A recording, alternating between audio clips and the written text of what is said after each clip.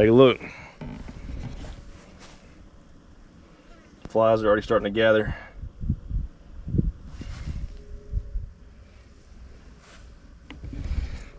I wish that y'all could smell that. What's up, everybody? On today's video, I'm going to show y'all how to go from this to this in just over a week.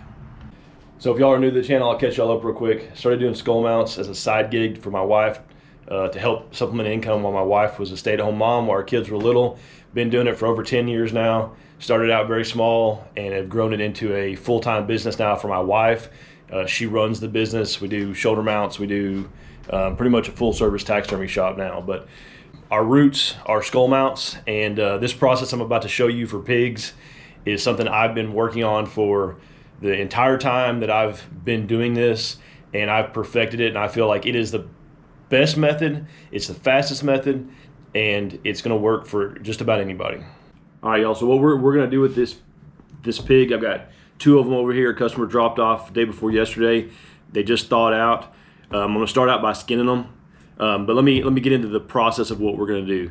We are going to macerate these heads. If you don't know what maceration is, we're going to skin them, remove as much flesh and meat as possible. We're going to put them in water. We're going to heat up that water a little bit to around the 100 to 110 degree mark.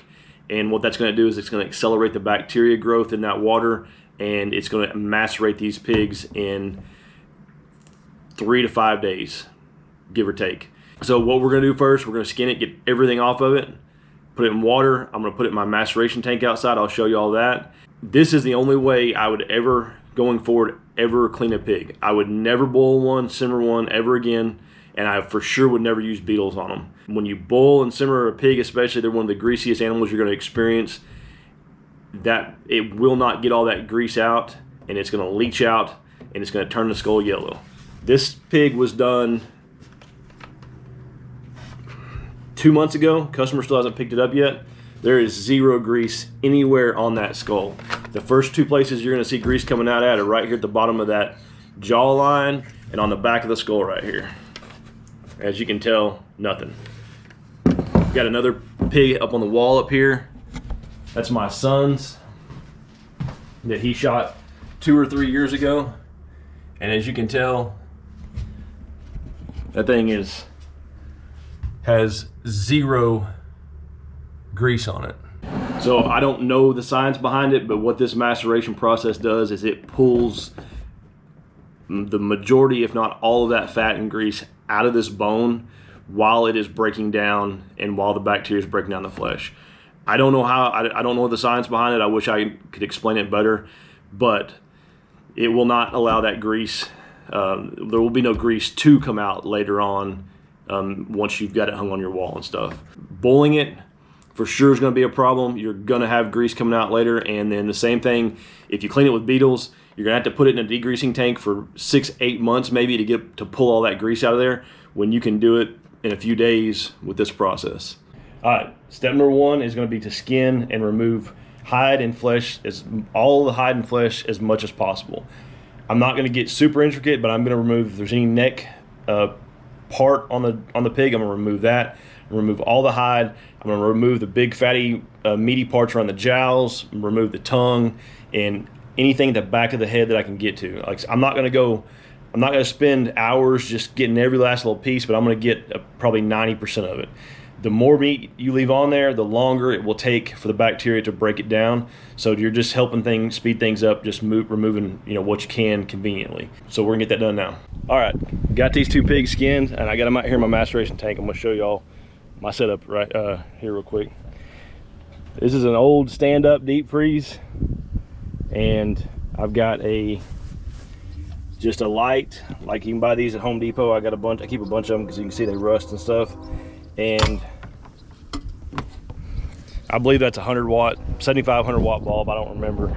Don't put anything in the water, just plain water. Don't put any soap in there, don't put any chemicals. Plain water is all you want.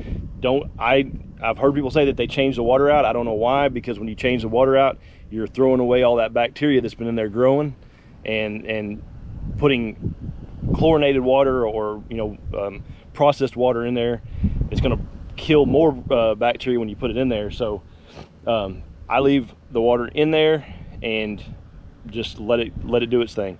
I'm gonna check this every day or a couple times a day.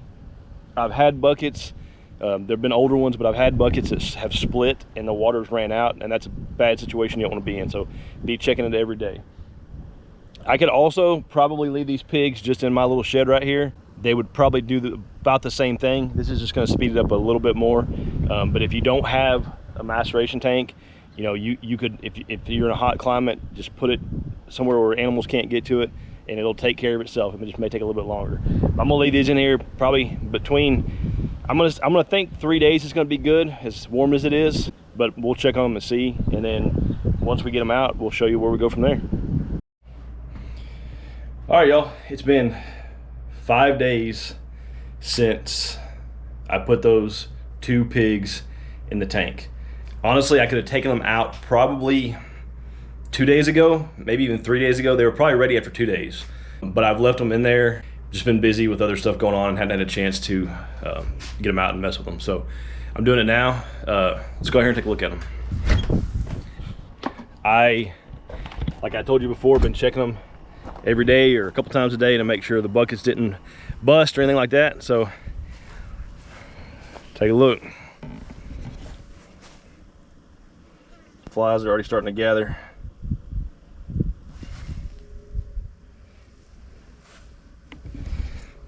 I wish that y'all could smell that. It smells good.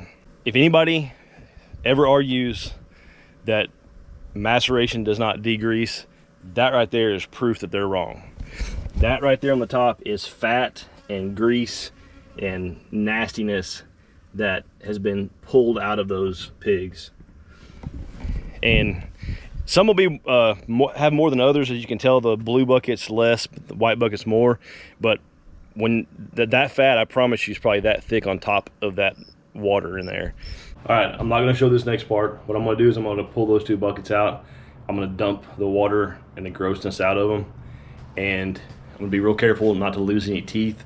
They're all pigs, even big hogs, have some pretty small teeth that are very easy to lose. So I'm gonna be careful not to lose any teeth.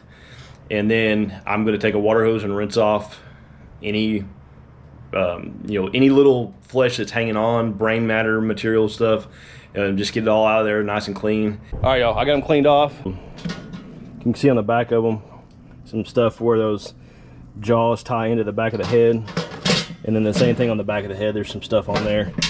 The muscles of a full-grown hog like that are crazy how strong they are. So they don't break down as easy as you think they would. So, all right, I got my burner set up, got my pot, got both pigs in there, and got propane hooked up. I'm gonna put about a half a bottle of this ivory soap in the pot, and that will help just further degrease it. And then I almost forgot, I've got my little strainer right here. That's all the grossness from the buckets. There's a deer I'm working on too. Got my all my teeth that would come out are in this little strainer right here. You gotta tell me where you bought that. I think we got those on Amazon, didn't we? Yeah, like a 3-pack of them on Amazon. We use this the regular strainers as well. But I like these for pigs and stuff because you can set them down in the pot and they don't, like a regular strainer will, if it falls like that, the teeth will fall out. But this one, generally they don't fall out. So I'm gonna fill it up way up above the top of that last pig's nose, and then put the soap in there. And what I'll probably do is I'm gonna bring it up to a boil, and then once it starts boiling, I'm gonna back it down and keep it where it's just somewhere between a simmer and a boil. You don't want it full rolling boil or anything like that. Just trying to loosen up any of that remaining tissue and just pull any more little bit of grease out of there that's left.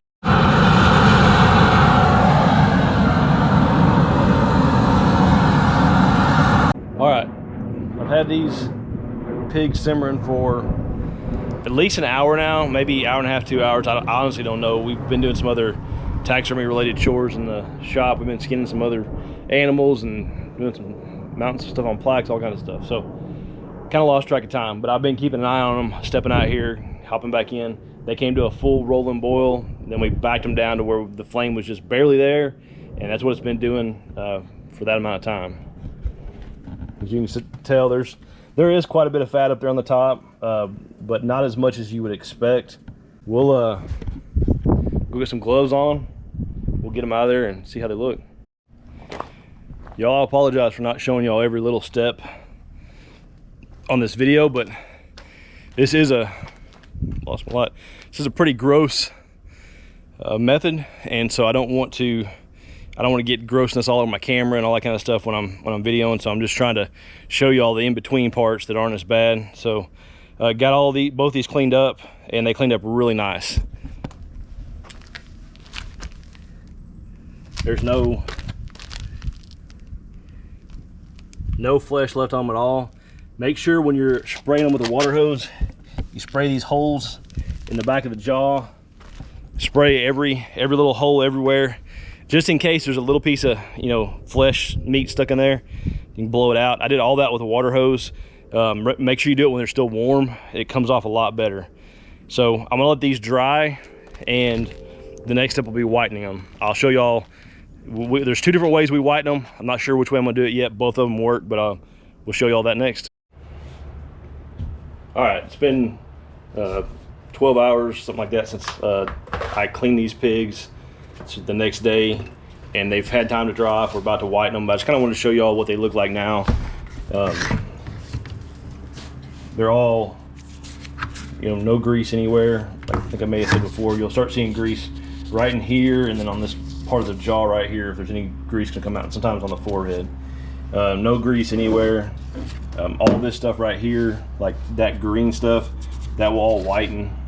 And there's a little speck of flesh right there. There's one little speck right here. Just take a razor knife or something like that. I'll pop that off there. But the whitener will neutralize all of it. So, but these things are ready to whiten. They all look really good. You didn't lose a lot of teeth either. Yeah, they Maybe kept. in that other one you did. I can already tell you those are going to whiten really well. Yeah. I've done them enough to know that. So what we're gonna do is, I used to whiten these using liquid peroxide. I would heat the peroxide up and use pretty much straight, I say peroxide, salon care, but the liquid version. I don't do that much anymore for a couple reasons. One, it's really bad to be smelling that stuff when it's heated up. And two, it's just a little bit more of a pain in the butt to do it. So we just started whitening them the same way we whiten everything else, and that's just with our with Shanna's secret potion that she uses of whitener. So this is, you want to talk to them about it, or you want me to? I mean, you can. I can. Okay. So that's just, I've landed on that one. I've used a couple over the years. If you watch some of our old videos, there's another one that's floating out there that kind of they were rebranding and it went away. So then I had no choice but to get to this one. And this one is a lot better. Color Charm. It's Color Charm by Wella. It's cheaper on Amazon. So I usually just order it on Amazon. A lot of times because I don't have time to be driving into town to Sally's to get it. Both of these are Sally's Beauty Supplies, where we get ours. I don't know if y'all have it at Sally's, but look at your local beauty supply store. This is the cream. I use 30 volume. Sometimes I use 40. It doesn't matter. There may be a scientific reason behind them, but it doesn't matter to me. So what I do is, it is a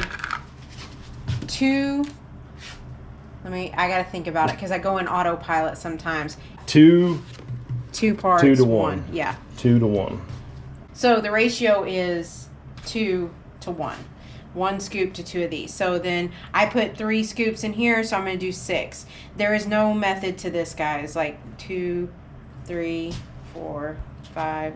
I literally go like that. I don't even know if that was. But if they were wanting to do just one deer, one pig, they would do 2 of this and 1 of these. Yeah, and you probably would still have a lot left over. Yeah. So that's what I was saying, though. You're going to have to play with your amount so you're not doing too much and wasting a lot of it, because you can't reuse it. Like once this is mixed together, it does a potion over the course of a couple hours and it makes into like some weird concoction. So you can't reuse it. So you're going to want to, you're gonna have to experiment. I can't tell you how many you're gonna need. And this is not like this scoop. You can find any scoop. You just need to make sure your metals, but like or stainless will rust. So you just want to make sure your portions are correct, 2 to 1, and it doesn't matter. You could do 1 table, whatever. I mean, I've got all those in there. So a couple things. A lot of people will say that this. So this. Well, let me show y'all what this activates. This. Yes. You can whiten with only this, but it is not near as efficient, and it takes way longer, and it dries out quick. And so we add this is exactly how they would lighten hair in a beauty salon, by using these 2 things, and it lightens on a pig, animal of any kind that has bone. So your skin, your clothes. Yes, it will turn everything. Yeah, Shanna has lots of clothes that have white spots all over them. A lot of people say this is hard on the bone. Well, everything's hard on the bone. I mean, if you overboil it, if you skin it wrong, all kinds of stuff. So, but we've never had an issue with using it on anything. It's going to need heat to activate it. It's not crucial, but it certainly will speed up the process. So during hunting season, when it's a little bit cooler, we have a little bit more trouble getting to whiten. But on sunny days is the perfect time to whiten these. Right now in Texas, we're still kind of in the thicks of the summer. It's like 95 degrees outside. And so I'm going to whiten these, and I'm going to put them outside, and they'll be white by probably the morning time. And then I'll rinse them. How long do you keep it on? Honestly, you're just going to have to look and see. You're going to see if they're white enough.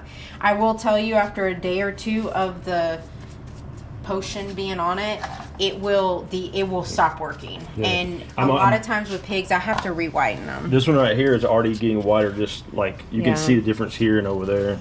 So, but like Shannon was saying, it's 90-ish, 95-ish degrees outside right now, and we'll put them out there, and it will start activating. That heat will activate it. Isn't that why at the beauty salon those ladies sit up underneath the little heat things? Yeah, the little things, the little thing that you see. Get one of those. Yeah, but like Shannon was saying, it's all just if they don't whiten in about 48 hours to your liking, rinse them off and do it again. If your area that you're in doesn't have a lot of sunlight, or warm climate, it may take a round or 2 to do it, or you can expose them to heat. I mean, you can put them in your house on your kitchen table if you want to. I do not suggest that. I do not suggest not wife that. approved. No. But what we do is in our other shop next door here, we will, if we have a day, like when we're whitening, we may be whitening 30, 40, 50 heads per week during deer season. And when we do that many, especially late in the season, late December, January, it may be in the 30s and no sun outside, and those heads will not whiten as fast.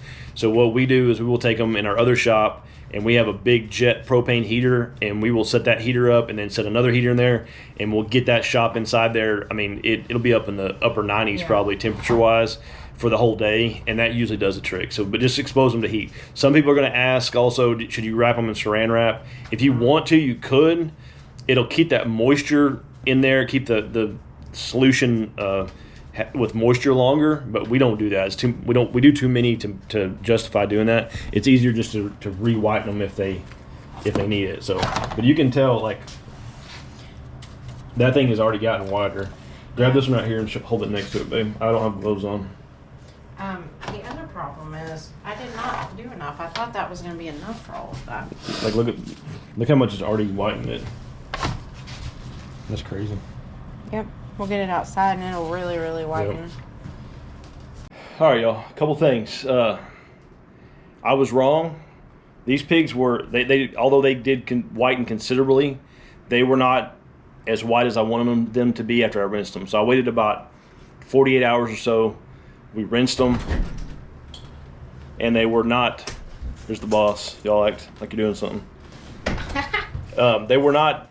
They were white, probably by anybody's standards, but they just weren't that crisp white. So I had Shanna put her secret sauce on them again, and rinsed them, put it back on there, and let them set for about a day. And now they are very white.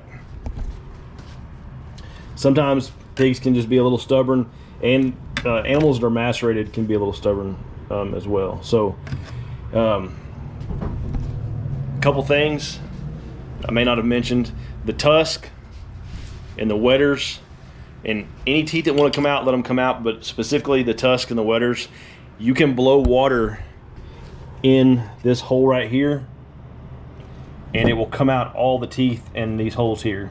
So just take those out. They should come out on their own, but take them out, make sure you rinse down in those holes really good, get any any flesh or anything that's down inside there, and get it out. And when you rinse them, you want to rinse the holes here, these holes right here in the front, through the nose, obviously, all that kind of stuff, brain, all this stuff in the back. Before you glue the teeth in, let them sit for a while and just make sure that nothing is going to change on them. If there is a grease spot that may want to come out, over 4 or 5 days, it'll generally come out, anything like that. So just make sure you're ready to, everything's good before you go to glue the teeth in. So all I'm going to do is use this basic super glue. You get it at Amazon, Walmart, whatever. And I'm going to put everything back where it goes. I'm going to make sure, don't glue as you go. Put everything in place, then glue to make sure you get everything where it's supposed to go. I've got 2 pigs here. All the teeth are mixed up, but they will only go where they're supposed to go. They may go they may go in a place where they're not supposed to go, but you'll get to another tooth at some point that like that one won't fit there, and you've got to swap them around. So just make sure everything's the way where you want it. And then some people will take the cutters. I don't know which one that goes in. Probably that one right there. So some people, this is probably the natural length of the cutter. I don't like guys that put them out like that and make them look all dumb. But you can exaggerate them a little bit because there is some amount of flesh and stuff in there. This is probably where the gum line was, and you're going to have some flesh and stuff in there. And you can also see where the wearing is on the back, where the wetter hit it. To kind of use that as a gauge as well. So, but as you can see, like that one goes in there. It does not go on that one, so it's pretty easy to figure out. All right, I'm gonna get to gluing, and then we'll be done.